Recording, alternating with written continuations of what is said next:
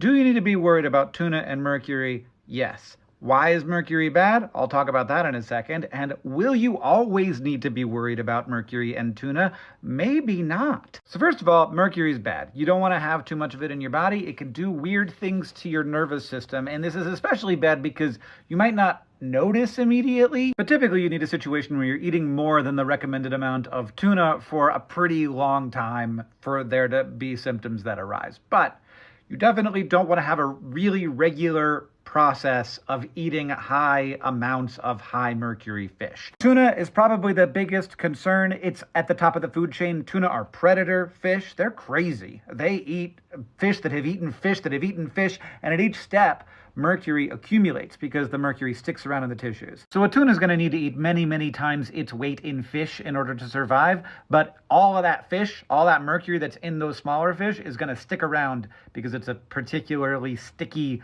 form of mercury called methylmercury. Interestingly, canned tuna comes from smaller tuna. They eat less fish, and so there's less mercury in them, so 2 to 3 servings a week should be fine. I've actually probably had about that much this week. But then the bigger tuna that might end up in sushi, you really only want to have those once a week. Again, if you're not doing this every week, it's probably fine to go over that limit sometimes, but if you're doing that every week, you do want to be concerned about that. So bean salad, great alternative. Also very environmentally low impact. Also lots of fiber. It's good. That's a good one. No tuna had to die. Here's the crazy thing.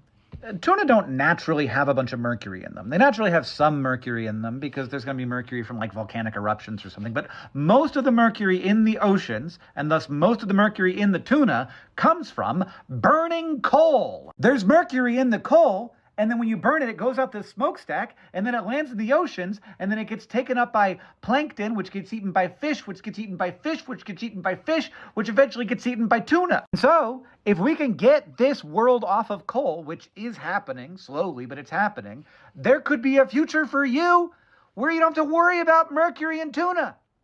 Not me, though. I'll be dead by then.